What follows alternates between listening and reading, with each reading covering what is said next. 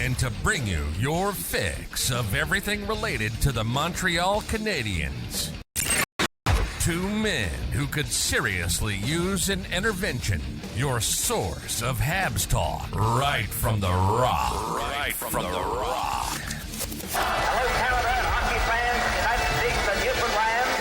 Hockey Junkie and GK. Welcome to Season 3, episode number 3 of the Fix Podcast. My name is Matt, also known as Hockey Junkie, and joining me today is, what's your name, brother? GK, baby. Gary. There's only one. There's only one, right? There could only That's all be you one. need. One is all you Listen, need. last podcast was a bit of a Debbie Downer. I do apologize. There was a lot of crazy shit going on, but right now, this podcast, positive vibes, Gary. All positive vibes from here on. Yes, man. We're just representing the people here, and it was we had nothing to be positive about after the beginning of preseason. But man, it's if this is indicative of how the season is going to be, it's going to be quite the roller coaster. Oh my God, man! Last week I was here ready to pull the hair out of my head, and now tonight I'm excited. I mean, Caufield's on a roll. Lane Hutson is gone above and beyond. We got so many topics to talk about, man. But first, Gary, Michael Pezzetta, man, hasn't been around. What's going on? My boy. You're brokenhearted. He'll be back. Don't worry. He's the guy. He's there in the background just waiting for his opportunity. And, if he doesn't make it in the lineup over the next little while, it's because Montreal keeps on rolling. So, you got to take the good with the bad, right? That's a horrible one, though. I'm just being. And then Barre-Boulet got sent down today too. Wait! I even got a picture of that. Look at that. Chips pop, and a Barre-Boulet has been officially placed on waivers.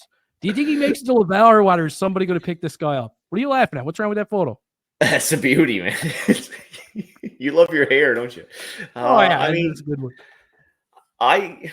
To be honest with you, he played well. He played well for Montreal in the games that he played. So, it wouldn't surprise me if he gets snagged off waivers. Now, I mean, he's not the first decent hockey player to be placed on waivers and make it through. So it depends on what players teams are looking for. But, given what he showed in camp and what he showed in, the regular seasons when he played, I'd be surprised if he clears, to be honest with you. How about yourself? I'd be surprised too, man. I was kind of shocked that he got sent down. It kind of took me by surprise. I'm kind of wondering what's going on. I've heard people talking about maybe this means that they're officially going to hang on to Oliver Kapanen now. Possibly. I heard that. I also heard that it's a way to be able to bring up Logan Mailloux without sending down Justin Barron. Could be. Yeah. Barron's been struggling a bit, but you don't want to risk losing him. It's only going to be one strike. If you put Barron on waivers, I think unquestionably he gets claimed for sure. He's got so you give him a chance to work on his game a little bit and maybe watch one or two from the press box. Logan Mailloux has been my 4 points the other night. He looks like a man among boys down in the AHL right now. Now, very small sample size, don't get me wrong, but so there was some talks that it was a way to be able to bring up Logan Mailloux without having to get rid of Justin Barron. So, I think a lot of fans wouldn't necessarily be unhappy to see that happen either. No. How do you feel about Logan Mailloux's preseason? We never really talked about him a lot because obviously Lane Hutson was the hot topic at the time, but did Mailloux was he a little bit underwhelming, at all? I know for me, I honestly thought he was going to be knocking at the door a little right off the bat. Yeah, you know what I mean? I thought he was going to make it because he's close. I think it's, if you're a guy like Lane Hutson, you absolutely have to bring what makes you different, to be noticed. So Hutson had no choice. He had to go in there. He had to play his game, and he did. He played to perfection, and it's flashy and it's in your face.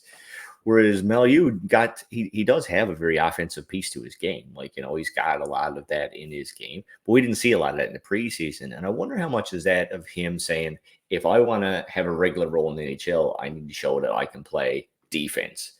And, maybe in this instance, that led to him having, or at least to us, looking like he had a bit of an underwhelming camp. I think he played solid when he played. He did show a flash here and there, but he didn't seem like he was really pushing the pace or pushing to make that wow factor part of his game. Much as we talked about David Rybacker, was the same thing. Didn't really have that pop to his game, just kind of focused on the defensive piece. And usually as a young defenseman, that's what you need to do.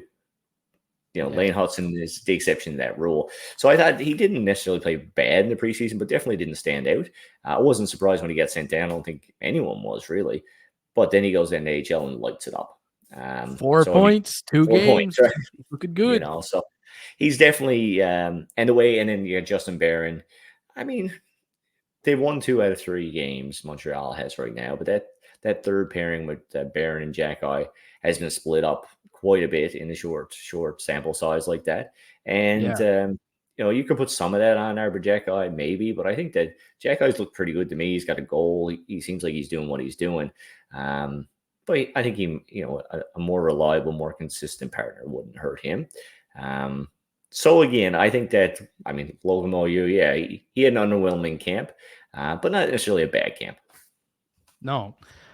Justin Barron, the game last night against the Senators, I don't know if you noticed that the 360 spinorama copped it up at the blue line. I sure did. Montembeault bailed about that time, but Montembeault has been bailing out the entire D-core, really, though. You got to be honest. If we're being honest, right? He's been bailing out everybody. The game against the Leafs, man, stood on his head. And Montembeault looked a little bit iffy during the preseason, but geez, man, so far during the regular season, he's been just tearing it up. I don't know what he's been eating. He must have switched up the diet, man. He's right on the bologna and potatoes now, Gary. There's not a doubt in my mind. He's been lights out since the season started. It's only 2 starts, so, but that first game against the Leafs, and I hate the Leafs, but a 1-0 win, we really had no right to win that game 1-0. You got a 47-48 save shutout from your goaltender. They started the game good, and then by the end of the second period, they were really on their heels and stayed that way right until the end of the game.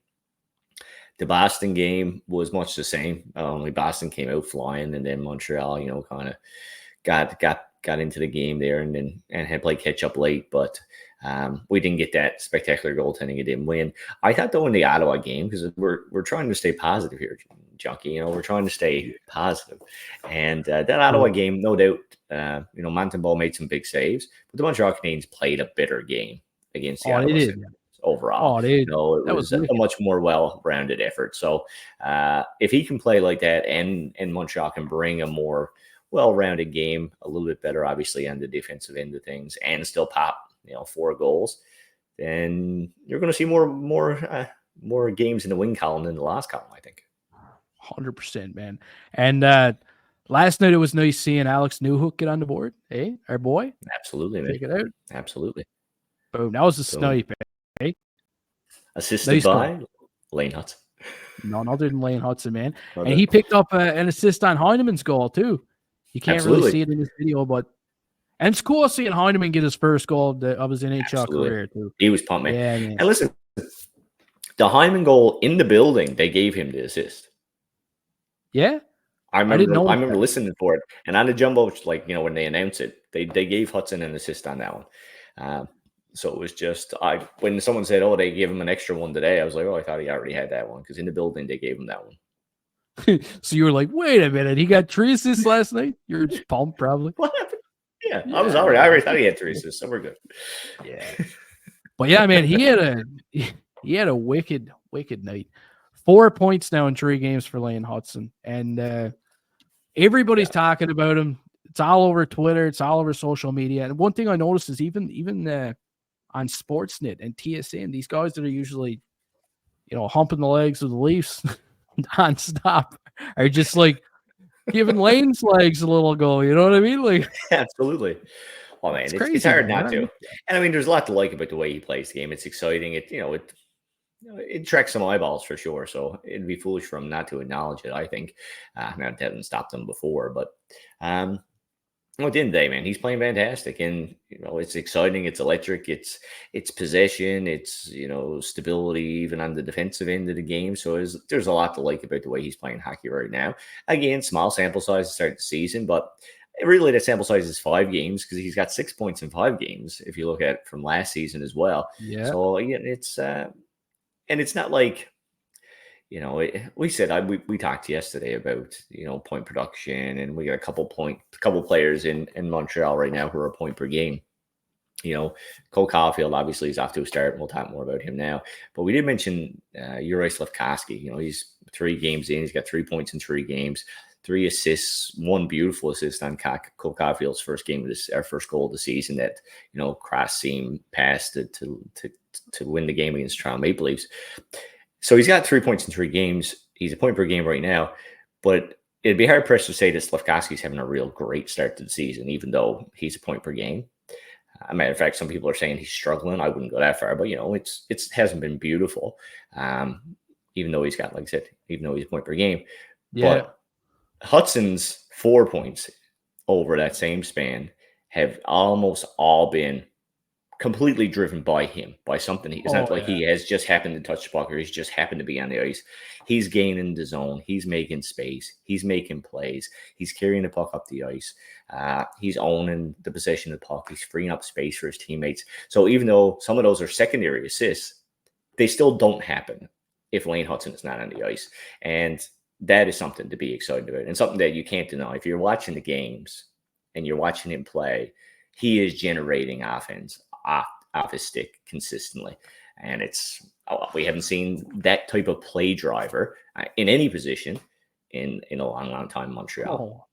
100%. And like, he's in the driver's seat. When I'm looking at the rookies around the NHL right now, Macklin Celebrini, he's injured, unfortunately. I don't know if you heard about that. Yeah. That sucks, man. It sucks for the kid, eh? Well, it sucks for the league because, anytime, we're all about entertainment, and a guy who's got that much skill is entertaining. And when a guy like that goes down, especially when he's not in your conference or division, then and that hurts everybody. Chaps my ass. So Celebrini's out right away. Hopefully he's back soon, but he's a guy that's obviously going to be knocking at the door for the Calder consideration at the end of the season. Matvei Michkov, he picked up his first point last night. I'm pretty sure he picked up an assist. So yeah, that was in the game during the Calgary Flames. So he's getting on the board. Now he's a guy that's going to be knocking at the door too. I don't care what anyone says. Matvei Michkov is going to be in the conversation. Lane Hutson though, 4 assists, 3 games. Like, come on. As a defenseman. And when you look at what he's doing, man, just even he deked out the cameraman and everything last night. Did you notice that? You saw that one? Yeah, I see that. Yeah, man. The camera went, and Brady Tkachuk was behind, was in front of the net. Trying to kind of poke fun. And then he gets burned on that. Then he got burned by him. On the new hook goal, he got burned by him too.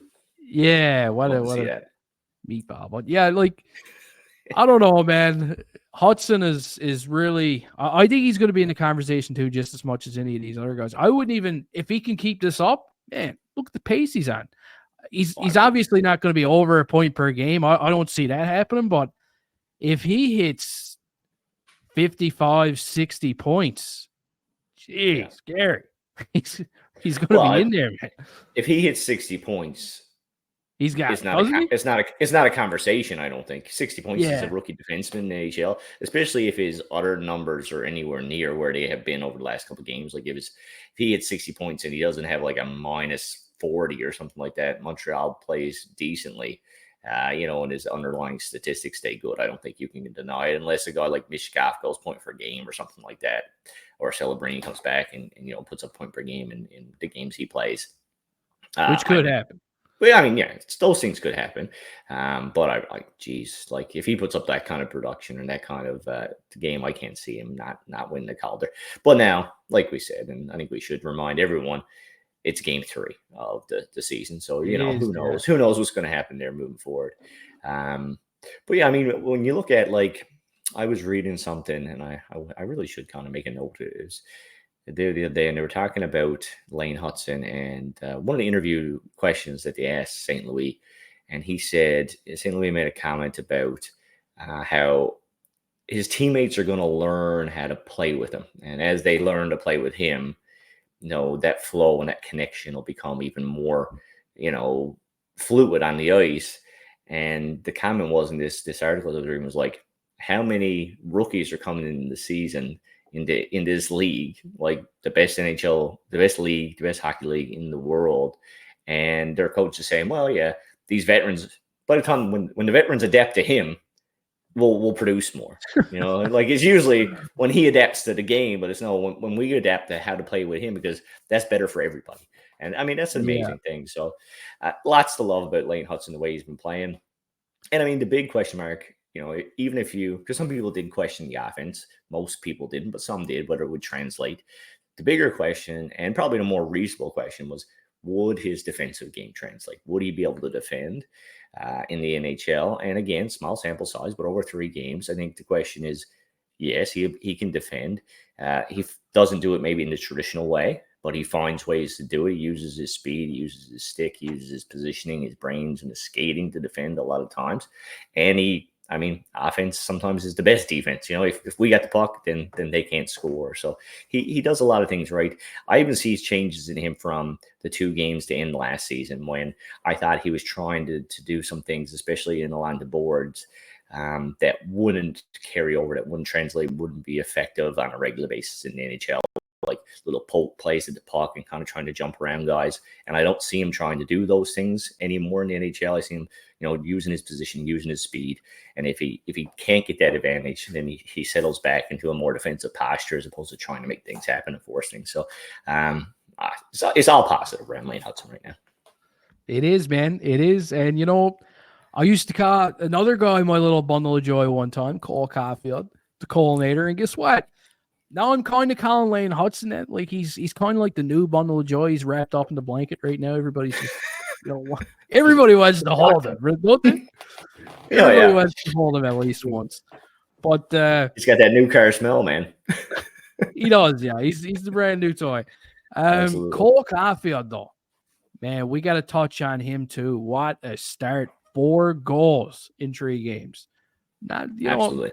Last season, people were kind of, it's tough to say disappointed after putting up 65 points. I mean, what more do you want? That's like me going to getting a university degree and someone saying like, well, you're an idiot. No, man. Yeah. Like, how come you didn't get your master's? Yeah, how come you didn't get your master's? Jeez. But I mean, 65 points in 82 games is nothing to bat an eye at. And now he's at a hot start this season, 4 goals in 3 games. What did he have last year? What is this? It's 26 or 28? 28 goals. 28. Yeah, man. Yeah. Right? Like he should hit 30 goals this season with the start he's got, right? Absolutely. If he stays healthy. Yeah, if he stays healthy. Absolutely. But man, he's scoring on the other thing to keep in mind with Cole Caufield's hot start is, as we said with Slafkovsky, that top line hasn't been lightning on fire. Like they've looked a little bit, have times in a game where they've looked really, really good. But over 3 games, they haven't set the world on fire. Like I don't think they've reached the form that they were at to finish off last season when Caufield kind of started really picking up, playing well towards the end of last season. You don't see that same chemistry, that same consistency in their play. And even despite that, Caufield's got 4 goals in 3 games and has looked fantastic on his own. Now, a little bit of luck goes there, like that last goal he scored last night on the Suzuki rebound. Like, wasn't a whole lot of skill involved in that one. But, yeah, there she is. Like, yeah, that's my kind of goal. You know what I mean? That's a Michael Pezzetta type goal. But he is doing what we drafted him to do. Like, the first one he scored last night from, like, bad angle, no room, right up underneath the bar, is a goal scorer's goal. And there was times last season, here it is, like there's no room. There's no daylight there. Like, yeah, that's ridiculous. So he puts that in there. And that's what he was doing in his rookie season and in his first kind of full season, was he was making those plays and he was putting the puck in those areas. Last season, we didn't see that quite as much on a regular basis until towards the end of the year. He really started to pick it up, like I said.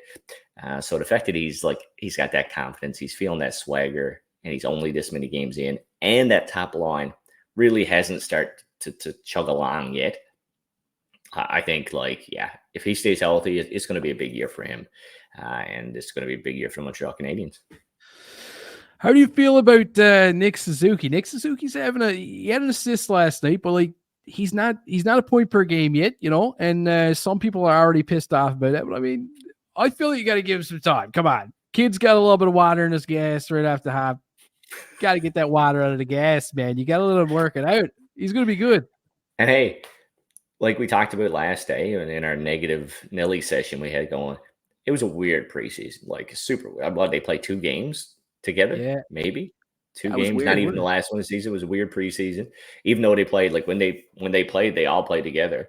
But I think they only played 2 games going in, so still getting the rust out. And and so Nick Suzuki's play obviously goes back to what I've been saying about that line kind of looking at a sink. Slafkovsky has looked decent at times, but really hasn't made any wow plays other than that really nice cross ice pass to Caufield.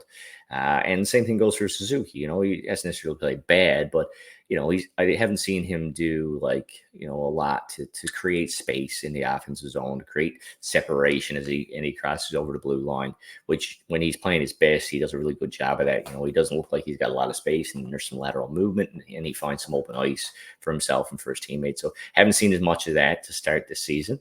And I think as they start to sink and as they start to click, I think you'll see more of that.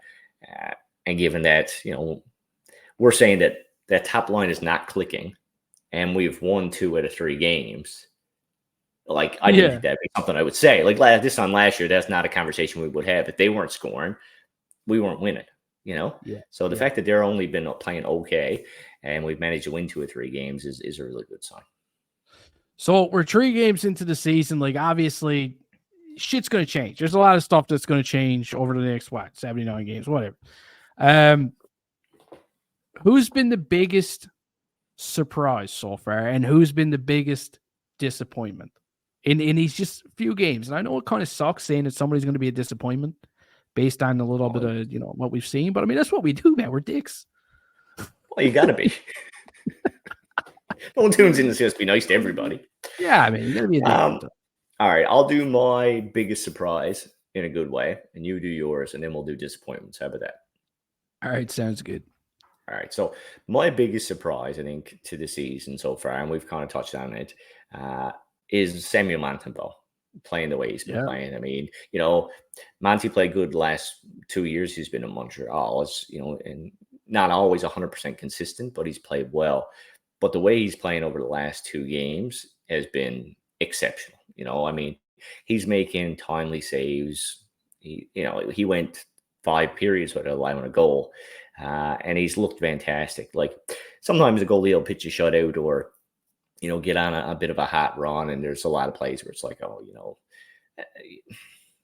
there's a lot of luck entitled in that or included in that. To me, the way Montembeault's playing is positionally sound. He's tracking the puck well. He's doing everything that you want an elite goaltender to do. So he's been looking fantastic. And I know maybe I shouldn't be surprised. Maybe it's my bad that I am surprised by how good he's played. But I'm definitely pumped about it. Me too, man. That's a good pick. Montembeault's a good pick. And you know something? I thought for sure you were going to take mine, but you didn't even take my player, which is even better news. Better news. Here's my guy coming up right now. Wait a minute. There. Boom. The old greasy bastard, Brendan Gallagher. Also a good choice. Yeah. 2 goals in 3 games. A lot of people kind of had him written off, and people have been writing this guy off for the last 4 seasons. You know what I mean? Yeah, absolutely. At least everybody's been writing him off. He's paid too much. He's losing his hair. Everybody's coming down on him for something. But you know something, man? Brendan Gallagher has been really good. He was really good last season. 16 goals, 77 games. You can't complain about that shit. Absolutely. And now this season, 2 goals in his first 3 games, 2 of them against the Bruins. He absolutely loves messing with the Bruins too. Oh, he does. Good. He's a good pick. He's a good one. That is an excellent pick. And you're right. He has been, and outside of the goals, because I mean, whatever, sometimes that can just be off your stick and lucky or whatever. But even outside that, he's played good. He's played well. He's hard on the forecheck. He's doing Brendan Gallagher things that there's in front of the net. He's He's skating hard. He looks fast out there again, which he didn't always necessarily look in the last couple of seasons. He looks like his hands are healed up and doing well as well. So, a healthy Brendan Gallagher, I think, showed last year what he could do. And there's a slot there on that second line. I think he played it a couple times last night, and they popped him up there with Doc and Newhook on occasion last night. So if he keeps playing the way he's playing, I think he can move up the lineup even further and get more opportunity to show that, he is still a top 6 forward. And, obviously if he does that, it's great for the Montreal Canadiens. So excellent pick. Excellent pick. I love it. So who you got for your biggest disappointment? Don't say me, please. Everybody picks me. You can never disappoint me, man. You can never disappoint me. The biggest disappointment on the season, and look at this from a perspective that I'm very positive about how this season has started. So there's not a lot of choices that I could put in there. There's one, on defense that's kind of in my mind, but I'll leave that alone because I think it's fairly obvious in Justin Barron, and maybe that'll be yours. I don't know. But I think that Juraj Slafkovsky's underwhelming start, even though he's a point per game, and I know, I see people say that, and it's like, come on. And I'm not so much disappointed in how he's playing. It's hard to be disappointed in a point per game and 2 wins out of 3. It's just, I want to see more. It's a lot like you with David Reinbacher in the preseason. Like, did he play bad? No. Did he show you something? Did he show you he's going to have a big season? I think that's, for me, the big thing for Slafkovsky so far is that I'm looking at the way he's playing right now, and I'm not seeing that breakout, that extension on what we saw, that momentum last season that I think I want to see. And so he would be my, and I hate to say that, but he'd be my biggest disappointment so far. It's fair. I'm going to start off with it's fair, especially given what we've seen so far. It's okay. It's okay, Gary. I know. I feel bad. I mean, he's a point per game. What do I want from the kid? What do I want? I know, right? Jeez, Gary, lay off. I love you. You're right. If you're watching this, like it's just because I think you're amazing. That's all. Slafkovsky, if it makes you feel any better, I am a man of the people. And I am tossing Justin Barron under that bus right now, man. I can't help it. It's that year for Justin Barron. You can't send him down. You don't even know what to do with him anymore. You know what I mean? Jeez, he can't sleep upstairs. He can't sleep downstairs. Sometimes it's time to put him out on the porch. Put him in the shed, probably. I don't know, man. Like now, there's been a couple of times where he's looked good, but I don't know that pairing though. Him and Jackhaw is. It's a rough pairing. I don't think they really complement each other very well either. You know what I mean? No. I think like Justin Barron would do much better with Mark Savard. Probably Savard too. With David Savard, someone who's really kind of stable and reliable. And, is going to make the right play, not the flashy play most of the time. Whereas Arbor-Jack, even though he's kind of that, rough and tumble type of guy, he does like to move up. He does like to make plays. He does like to push offense a little bit. And it's still only, a really young guy in the league right now. So, he's not an elder statesman to kind of anchor Justin Barron. I think with Justin Barron's offensive flair, which he shows inconsistently, you need someone who's going to be solid back there on the defensive side of things. And like exceptionally solid. And I don't think that Jack Eye is the perfect partner for that. I think he needs a little bit of support himself. So I agree 100%. I think that Barron needs, even if sometime to press box and get another shot at it. I think that's their plan with them. So we'll see how it goes. But good pick, Junkie. Good pick. So obviously, like Marty St. Louis feeling it a bit too, because he's been mixing up the D pairings a bit. I don't know if you know, especially a couple of games ago. They had a really mixed up. Geez, it was in a blender there for a bit, eh? I see Hutson was with Guhle for a bit. Yeah, Hutson was with Guhle for a bit. That was an interesting pairing. They actually played pretty good together, too. Man, Cayden Guhle, too. Yeah, as soon as I said his name, I was like, Man, he's easily forgettable because you're thinking about all the offense. When you're thinking about the offensive guys, Hutson's name just pops in your mind. You're thinking about but defensively, Kaden Guhle, man, is a beast. Like he's taking a big step, and he missed the preseason. He did. He's been on the ice, I think, for every 5-on-5 goal that Montreal scored. I think I read that somewhere today. Yeah, crazy, man. That's something. But I mean, we talked about Kaden Guhle last year. So if you look back at his junior career, even though like when Montreal drafted him, his offensive game was really kind of underrated when they drafted him. Wasn't a big piece. He was going to be a big-ish, good skating, solid defenseman who could, punch big minutes maybe in a defensive role, but the offense really never kind of pictured into it. And then as the rest of his junior career progressed, especially in his last year in junior, you saw his offensive numbers really take a leap forward. So you see there with the Edmonton Oil Kings, 25 game played, and he was 25 points. So you point per game player and as a defenseman in the OHL, the Western Hockey League, sorry. And I thought like he really started to step into that role. But it was almost once he had everything else taken care of, once he had the defensive foundation, once he knew he could do all that, he allowed himself to open up and add that offensive piece to his game. And I thought last season you start to see that a little bit. He started feeling more and more comfortable on the defensive side, making the right decisions, making the right plays, being in the right position, and then allowing himself to open up that offensive piece of his game. And I think you're seeing more of that this season. You're seeing him really settle into the defensive piece of the game, really be secure in his decision making, his body positioning. He's more physically mature. He's able to take on those big kind of matchups. He's healthy, which is also obviously a big thing for him. And I think as that happens, I think you're going to see that offensive side of Kaden Guhle really start to kind of come to the forefront. And when you're playing with a guy like Matheson, obviously helps, right? Because Matheson's got that, even though he's got to babysit Matheson a little bit and he's got to play on his wrong side to do that.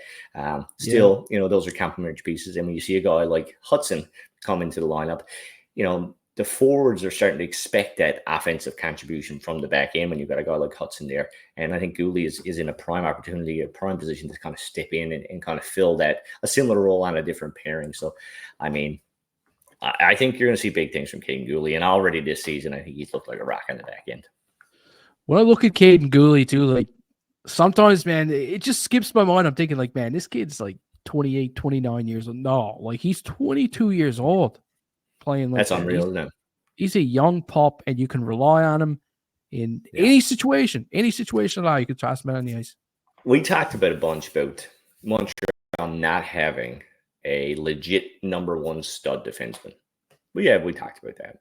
Yeah. And, they got lots of really good defensive pieces on the back end, but maybe no one who's like, an Eric Carlson, a Shea Weber, or a Victor Hedman, someone who can play big minutes plus put up big point production. And I still don't know if we got that, but when you look at the combination of Lane Hutson and Kaden Guhle, or Kaden Guhle and Logan Mailloux, you put those two together, and that's an elite defensive pairing in the NHL. It is. It's a really good defensive pairing in the NHL who can do both of those things: defend, shut you down, and generate offense and push the puck up the ice. So I think that, well, yeah, all right, fine. We don't have, Shea Weber in his prime type of defenseman, or Victor Hedman in his prime type defenseman. I think we got such a nice little kind of core group with different attributes that I think we'll get that. I think we will get a legit 1-2 pairing that's amazing, and a 3-4 pairing that's also like just as dynamic. I really do think that moving forward. That's promising, man. I think it is really promising. We're cruising right along. Positivity. We're just oozing positivity here. Oh, I know, man. I can feel it. The floor is soaked with it. Oh dear. So much positivity, Gary. It's everywhere. It's everywhere. All right. So change the subject, Gary. Let's dial it back. I'm going to bring up something negative. This is another person who could have been considered a disappointment, and maybe I should have went with this person instead of Slafkovsky because it seemed like a bit too late. Man. You did our boy right. I'm going to put in an honorable mention in the disappointment category in Cayden Primeau. Game against the Bruins. No doubt there was a couple there he didn't have much of a chance on. But again, that's the difference between winning the game and losing the game sometimes is that timely save. And he definitely didn't give us that timely save. And Cayden Primeau, in his short time with the Montreal Canadiens, has consistently whiffed on his opportunity to step up, and take control of an opportunity. His first season when he came into Montreal, and there was a genuine opportunity for him to come in and step into maybe not a starter's role, but like a legitimate role in the NHL, and he failed miserably. And he got sent back down and took a couple of years in the AHL for him to build it back up. And last year, he had some good moments, but there wasn't a whole lot of pressure given that there was 3 goalie rotation. There wasn't that kind of like you're the next guy up. And now he is. He's the next guy. He wanted the opportunity. He said, I don't want to go back to the AHL. I want this opportunity. I want to stay in the AHL and prove that I can do it. And now it's just him and Montembeault. And he's going to get some starts. And if they don't look better than the one he gave us the other night, then it's going to be his last look in the NHL, I think. Yeah. Jacob Darbyshire played him in the preseason. He did, by a mile. He did. Yeah, man. The game that Darbyshire played. To be fair, though, Darbyshire played Montembeault in the preseason, too. That is true, yeah. You know what I mean? Like, he did. He was the best goalie. Yeah. Darbyshire looked fantastic in the preseason. Yeah. But, I mean, first game of the season, Montembeault just came in and he was like, yeah, screw that, man. Like, it's over. I'm going to set an NHL record. Yeah. Just don't worry about it. What a game, though. Did you see that tweet I made where he was like in the zone, just like, oh man, with the glare? Oh, he's just into it, eh? Oh yeah, man. Like just different game mode. Just like being at KFC 10:57 when it opens 11 a.m. looking in the door. Like, I got you. But, getting me some of that chicken. Listen, what were you gonna say? Did you enjoy your beer? First beer, second. I'm 0 for 2 on the season so far in beer bets. This is my year, man. It's just apparently so. I was owning you last year. This is going to be the year of junkie, and I've never been happier to lose a beer bet. Don't get me wrong. Like I accepted that bet hoping that I would lose it, and I did. So that's always good, I suppose. But man, oh man, that game was intense. It was 1-0 the whole way, and Montembeault standing on his head, and Montreal just not being able to clear the puck in the defensive zone over and over and over again, just passing it back to him so they could have another go at it. It was something else, man. It's crazy though, because like if you asked me in 2010 how I felt about the Bruins, the Leafs, and the Sens. The Bruins, man, like I hated them. Holy shit. Oh, like, yeah, absolutely. They were right at the top of the hatred food chain for me. And nowadays, like those 2 wins against the Leafs and the Sens, that was beautiful, better. Man. Like I could tolerate that loss to the Bruins to get those 2 wins. You know what I mean? Is that fair? You know what I think it is? What? Is that though we hate the Bruins and there is a rivalry there, they've accomplished some things, They've won a couple of cups. There's respect, right? There's respect. There is. Whereas I have no respect for the Toronto Maple Leafs, and I have no respect for the Ottawa Senators fan base. No. Or them as a team. No. None. I know. I hope you hear this. I hope you don't like it. Hate mail. Gary's going to be getting his first. Please tweet me. That's when you know you've made it. Yeah, absolutely.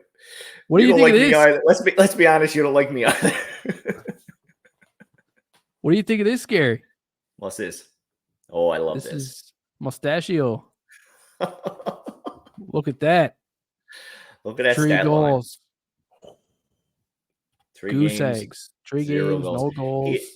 He had 6 goals in the first 2 games last season, and he's got none through 3. Did he really? I didn't even. Where he hit a hat trick against Montreal and a hat trick against whoever he did in the second one. Holy shit. Flashback, man. I was at the game. He put up the hat trick in the. You were. Season opener last year, and we were up by a bunch. I was just chirping every Leaf fan around me, which was everybody, whole stadium full, and then we blew it. And it was a lot coming back at me, but it's all good. I bet, man. At that time, I was adequately lubricated. That didn't bother me at all.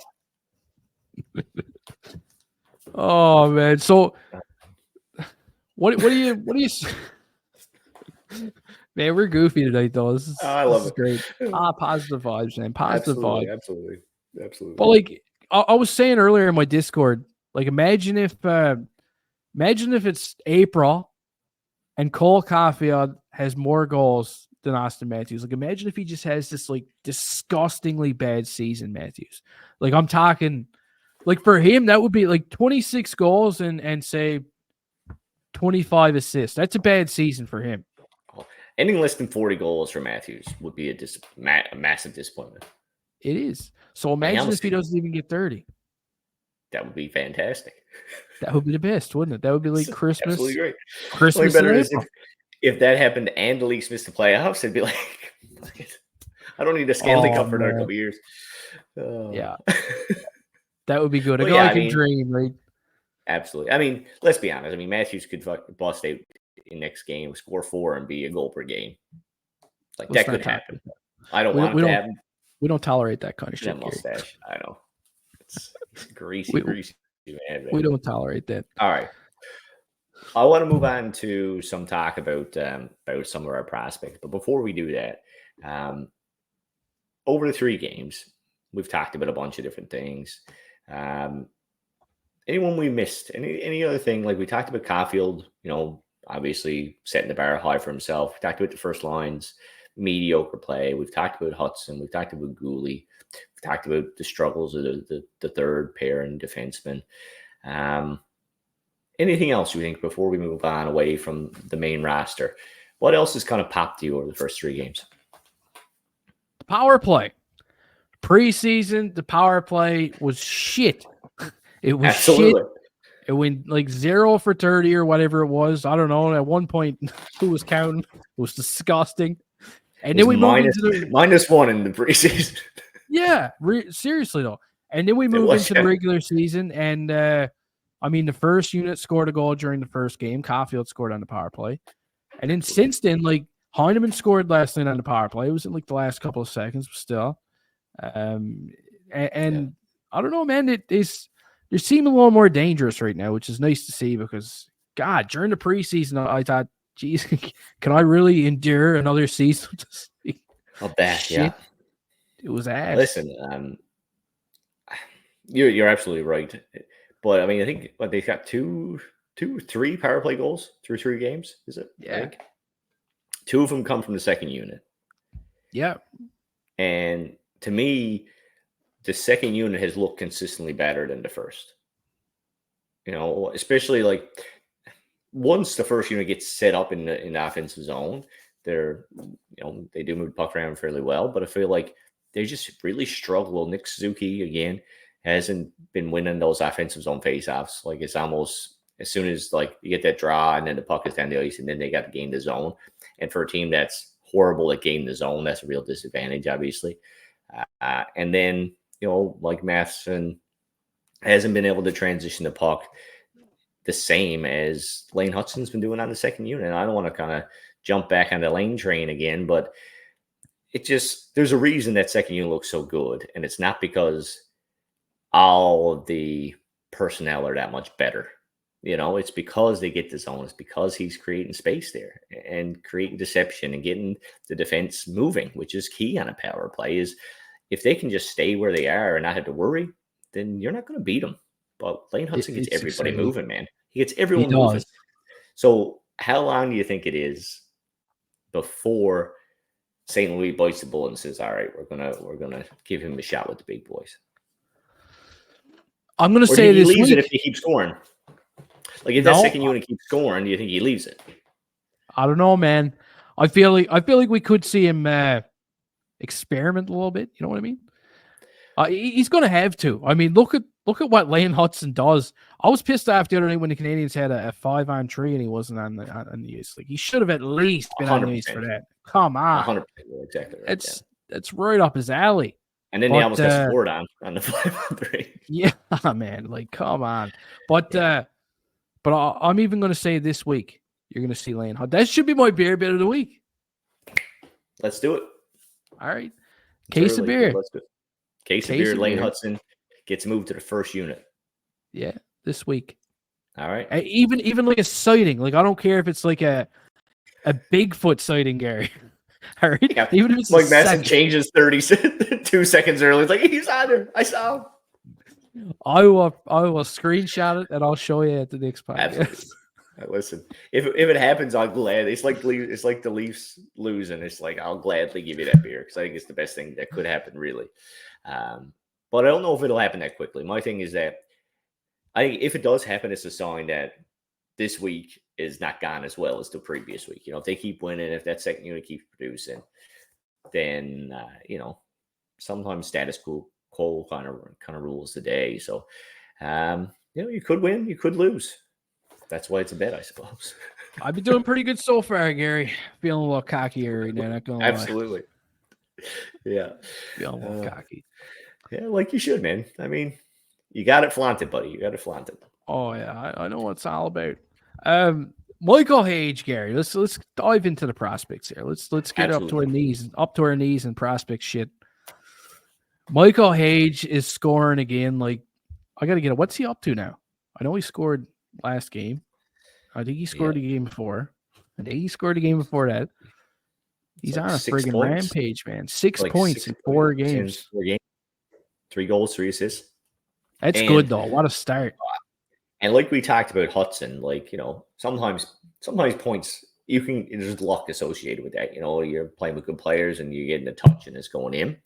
But like Hutson, Hage is producing that off his stick. It's off his skating, it's off his creativity. He had a couple assists in the first game. They were both beautiful primary assists. His goals have been beautiful, have been generated by his skating, by his shooting, by his, his drive and stuff like that. So when I look at those 6 points, those are real points. Those are 6 genuine real points and show that he's generating offense in a positive way. So, I mean, that's exciting, man. Like what a beauty. If he continues to develop like that, like that's what you need. I mean, if you want to be a successful hockey team, you look at all the good teams, and there are Lane Hutsons in their lineup. There's guys who were drafted later who turned into, I don't want to call Lane Hutson a star yet, but that kind of player who are impact players at the very least, guys that you draft late, like Brendan Gallagher was for us for years. It's just we didn't have the high quality talent to accommodate or go with that. But like, you need those guys. And if you don't have them, it makes things very difficult.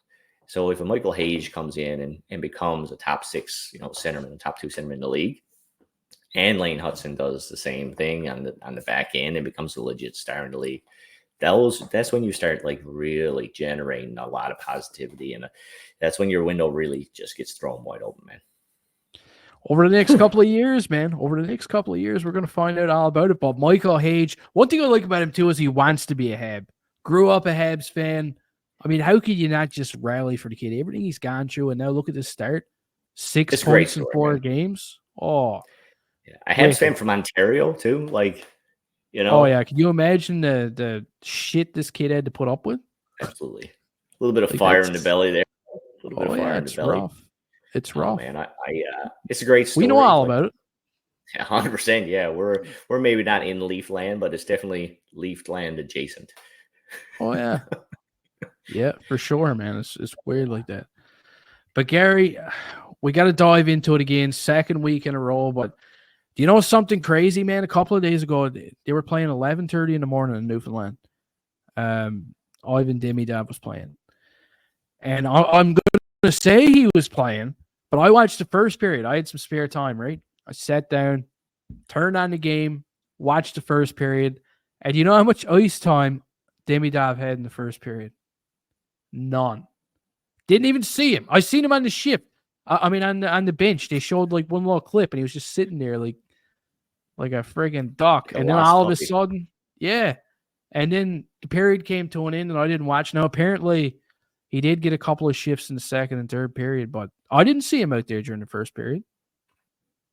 That's terrible. I mean, the frustrating thing about it is, as a fan of the Montreal Canadiens, or just a fan of the kid in general, is that if he had played his first 10 games and if he was consistently a defensive liability, if he was coughing up the puck, if he was leaking negative plays and negatively impacting his team, and then they were benching him, okay, fine. Maybe he's not for that league. Maybe, I don't know if he can go down. I assume he can go down to their junior league. I read somewhere, or actually one of our followers or one of our listeners or viewers, whatever you call them, kind of indicated that he can't be loaned to a different team because he's in the final year of his contract. And we kind of batted that around. Like Mishkov got loaned to Sochi last year. Mishkov being in the last year of his contract is not eligible to be loaned to a different team.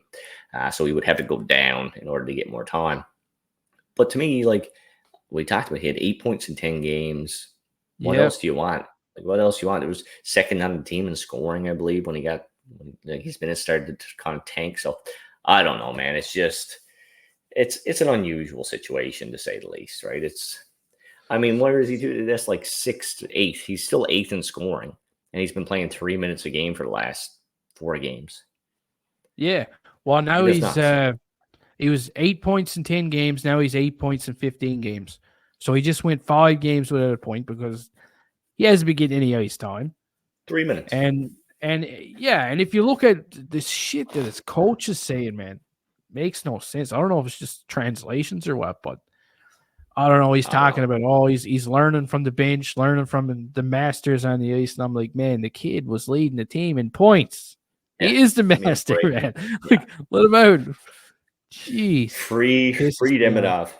Do you think, in your infinite wisdom, that they're going to do anything about it? Do you think they're going to I say do anything about it, like, I think it has to be like a mutual agreement from both sides. Like, SKA's got to want to move away from this kid, or at least be willing to.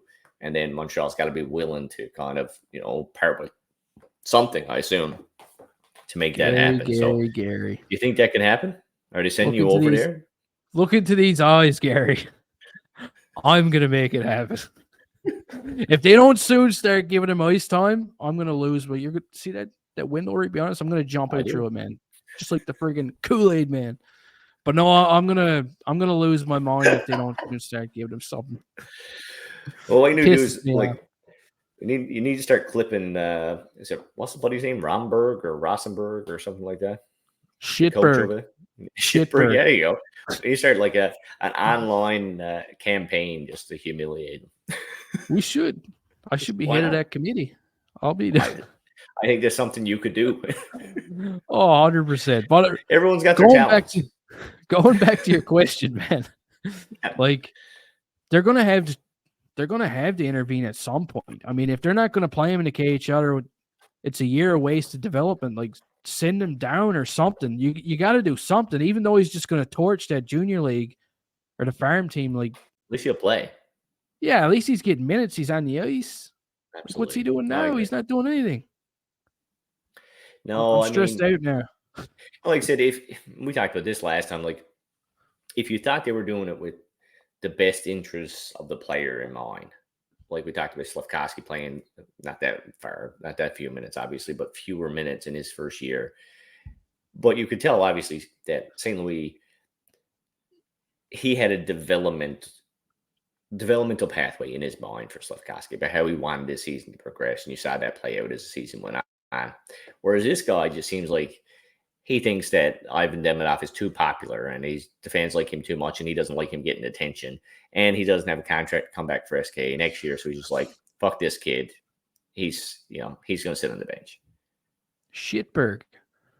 I'm telling you, listen, if I ever see him, I'm not going to say it. Yeah.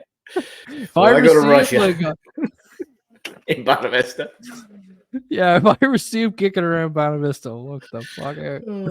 He goes out to the Cape Lighthouse, he's getting it. He's going to be with the Capel. Swimming with the puffins. Yeah. He's going to see the puffins up close. I tell you, let's go positive again. Let's get positive again. Philip Majar is having a much better season in the AHL right now. He had a rough camp like some guys did. Everyone had a rough camp in Montreal, really. I can't think of, other than Hutson, there wasn't one positive to come out of it. But nice little start in the AHL. Goal, 3 assists, 4 points in 2 games, and looking potent, looking like a hockey player out there. He is, man. Unbelievable. Like some real Ripley's believe it or not shit Philip Majar is pulling off in Laval. Absolutely, man. He's got me freaked out. I'm mind blown. Like, I wasn't expecting it. Yeah, that's a good start for him, though. Good for him, because we obviously first round pick, 26th overall. There's expectations for him. I'd like to see him do well. He seems like a good kid too. Plus, he's Slavkovsky's buddy. You know what I mean? They kind of look like. You ever see that movie? Is it Twins with Arnold Schwarzenegger and Danny DeVito? I don't know. When you put them together, like if Majer got on the goulash for a few weeks, they'd kind of look just like that, man. Heavy on the goulash. Yeah. Oh, I tell you about when he played hockey in the men's league. I play, and he stuffs his turkey with goulash.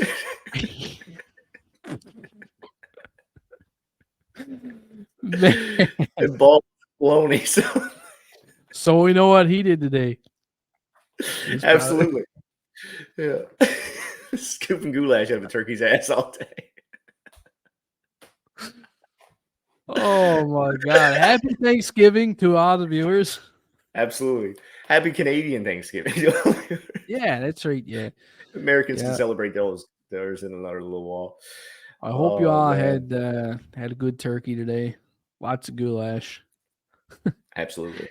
And you were thankful for the start the Montreal Canadiens have had, because that wasn't a given for sure. Man, beautiful. Beautiful start to the season. But that's going to do it for this episode of the Fix Podcast. And until then, we'll see you next time.